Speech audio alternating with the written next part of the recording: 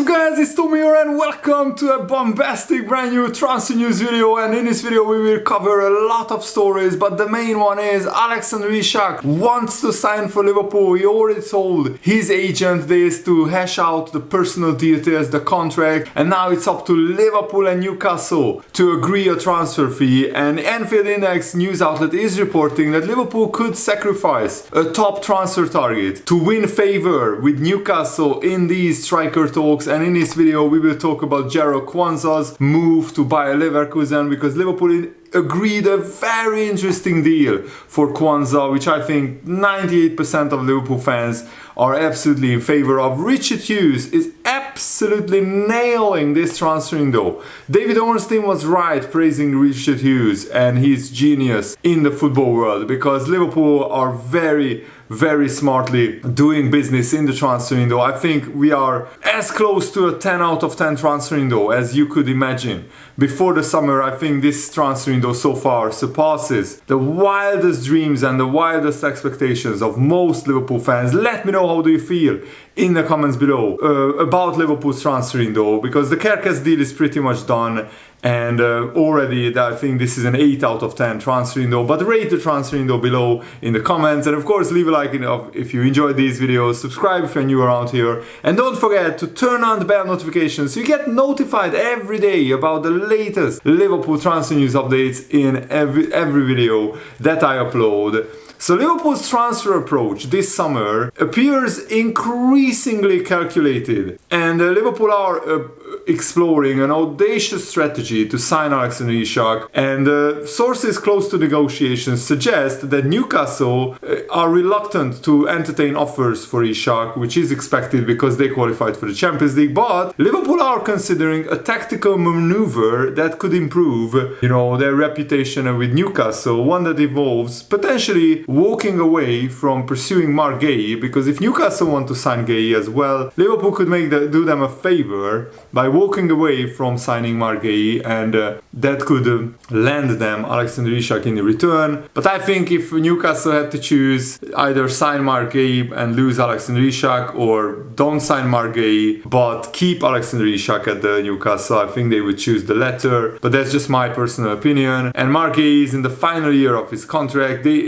Crystal Palace valued him at £70 million just 1 or 2 years ago, but probably a bid of 40-45 million could be enough to land him. That remains to be seen whether that's worth it for Liverpool, because Guéhi has 1 year left on his contract, so we could essentially sign him in theory, on paper, on a free transfer next summer. And Marc Guéhi's situation is that he will run down his contract if a transfer doesn't happen this summer and he doesn't get to move away. But the thinking behind this, that Newcastle and Liverpool of course could agree that Liverpool don't go for Marc Guéhi and instead Newcastle go for him. The thinking, according to Sam Smith in the Express news outlet, behind this is that it's subtle but strategic. Because if Liverpool withdraw from the Guéhi conversation, it would be a gesture of goodwill towards Newcastle, and that might soften Newcastle's stance on negotiating around Isak. But that's a risky strategy, because what if Newcastle sign Guéhi and then they tell Liverpool, you know what, we didn't sign anything, you are not getting Alexander Isak. And I think Liverpool so far have absolutely nailed the transfer window. Mamardashvili, Frimpong, Wirtz, Kerkez, 8 out of 10 transfer window, and the addition of a proven lethal goal scorer, striker like Isak, whose physicality, technique and finishing would absolutely suit Arne Slot's system, that would be a clear upgrade on Darwin Núñez. Konate is expected to remain a long-term partner for Van Dijk, but centre-back is not viewed as a critical area. But now that Quansah is going to Leverkusen, it is maybe viewed as a critical area. Any deal for Isak would demand a transfer fee of more than £100 million, of course. And Newcastle are well aware of Isak's value, and they are asking for something ridiculous because they want crazy bids to arrive for Alexander Isak. But Liverpool could soften their stance with walking away from the Marc Guéhi deal. And here are Alexander Isak's numbers of percentile compared to other forwards in the last 365 days.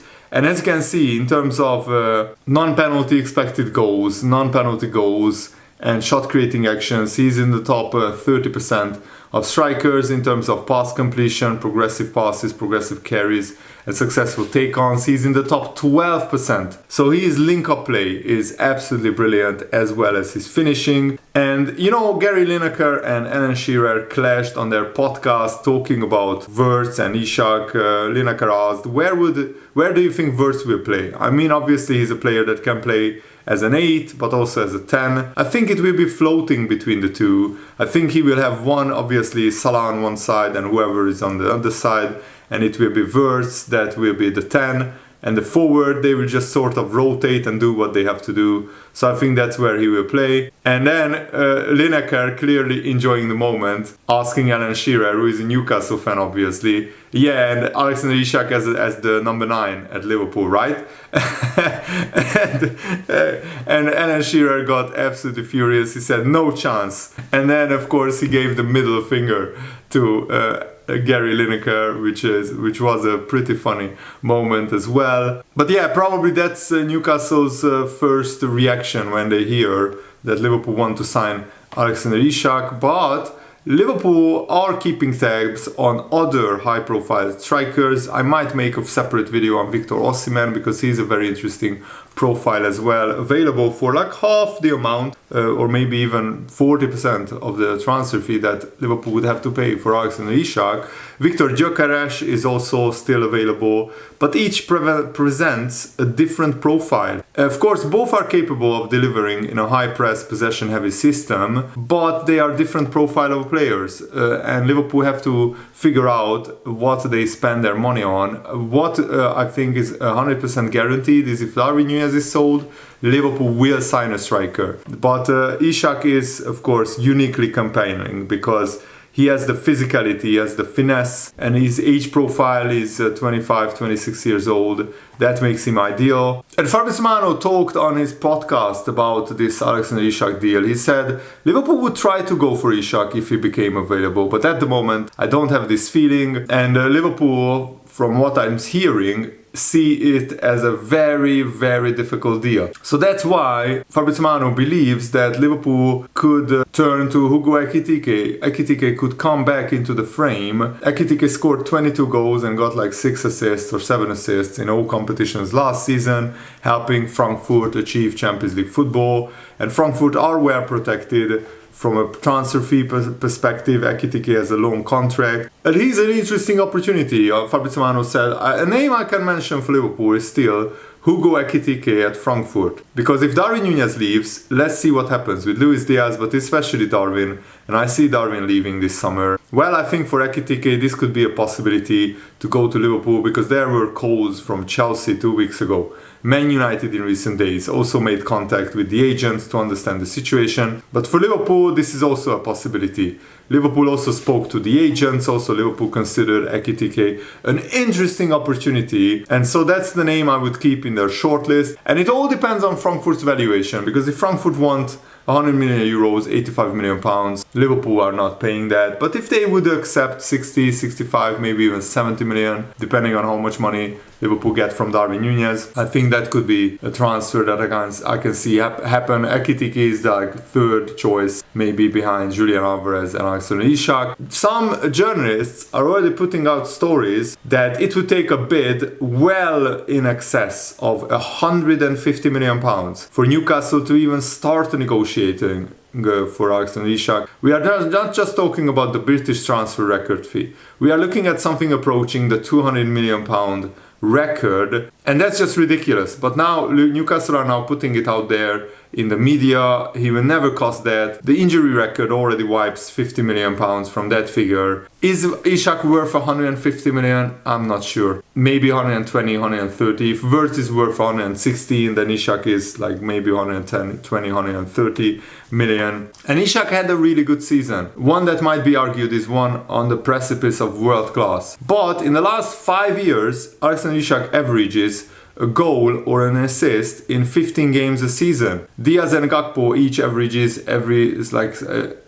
in 17 games a goal or an assist. And this last season for Alexander Isak was a big outlier. Even then, 5,000 minutes of played is world-class availability, but he averages around 3,600 minutes per season, where he's available normally. So if you take the last 5 years of Alexander Isak and his availability, his goal-scoring output, maybe he isn't a 150 million pound footballer, maybe a 100 million pound footballer, and that's what Liverpool need to weigh up. Also, if you compare Alvarez, using this metric, Alvarez averages 21 games a season, either scoring or assisting in those 21 games. And a Liverpool fan said, I prefer Alvarez to Alexander Isak myself. I just think that Liverpool will not be ending up with a 9, and that's okay. I think we should end up with 2 versatile forwards from, as a wide players, Adeyemi, Fofana, Gordon, Leao, Barcola or Semenyo. Those are actually very good profile. It's just some shouts that I think can all make sense, of course, depending on the money, on the financials. And the striker market at the moment is crazy. Like, crazy figures are bandied about when it comes to strikers, and a lot of Liverpool fans said, I think Liverpool can do worse than just keep Darwin Núñez. I'm not sure. I think if we can sign Ekitike for 70-75 million, that would be a better option than keeping Darwin Núñez, and just keep Darwin Núñez.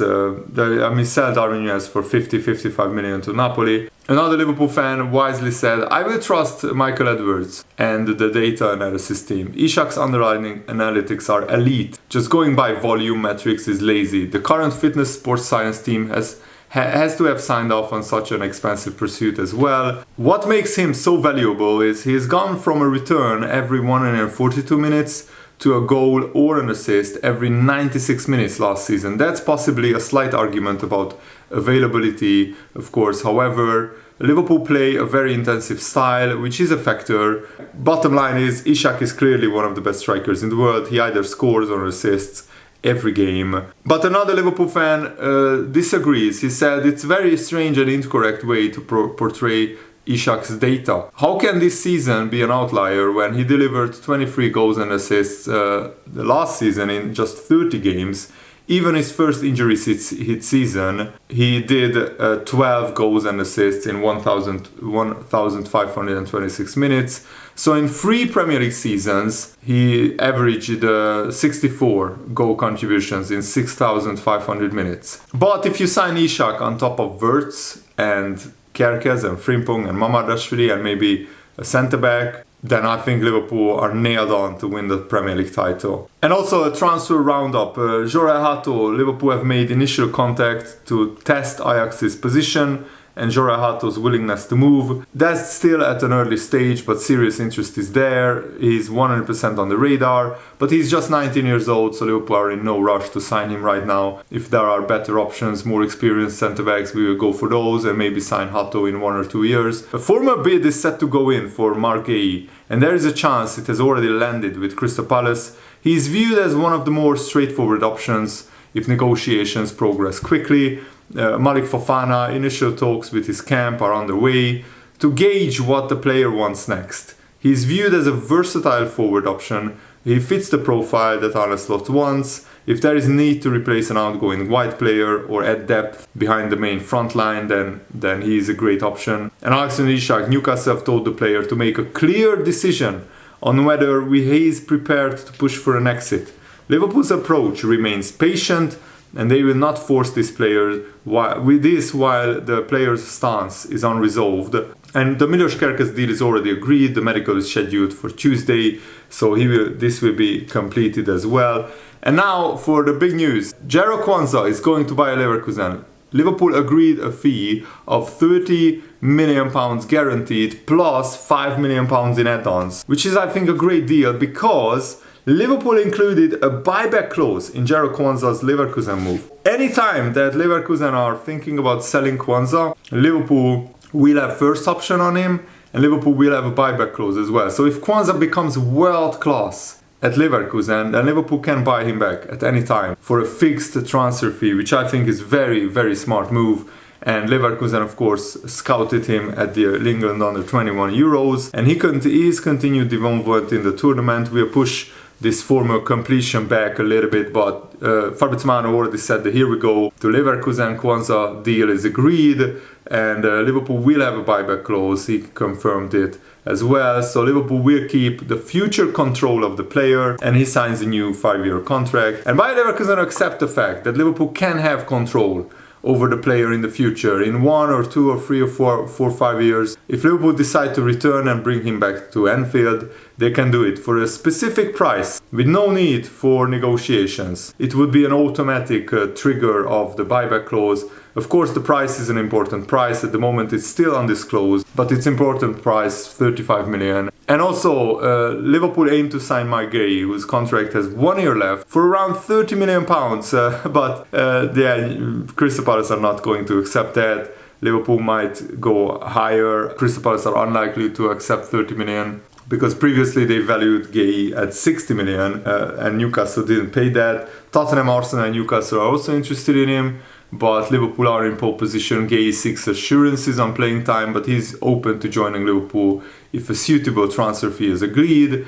And Crystal Palace have made the decision on Mark Gay, revealed by Ben Jacobs, that they want to sell him because he is running down his contract, so they will lose him on a free transfer.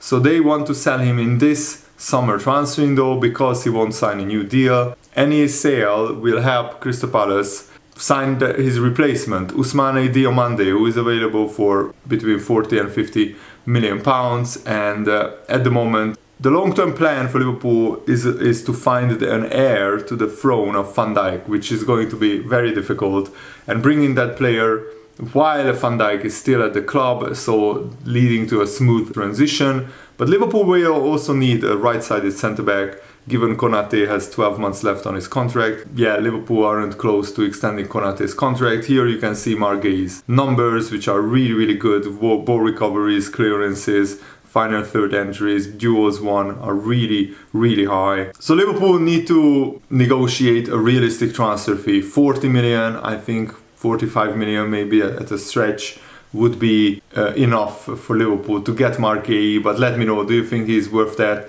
in the comments below or not? It looks like this deal is gonna happen. All parties seem to want it done quickly, and Gay's ceiling is higher than what people think, and his injury history is absolutely immaculate. He only has 2 injuries in his whole career, and those are small injuries. I'm not sure what's up with Konate. It's really disappointing if he wants to leave on a free transfer. He might go to Real Madrid on a free transfer, which would be absolutely disgusting. And I think Gay is also, I agree with this Liverpool fan, he is basically a fit Joe Gomez. He can play right back, number 6, centre back, very versatile as well. And it's a shame that Joe Gomez is so injury prone because he is a great experienced player as well. Let me know what you think about all the stories that I covered in this video. Thanks for watching. Have a nice day. See you later, guys. Goodbye.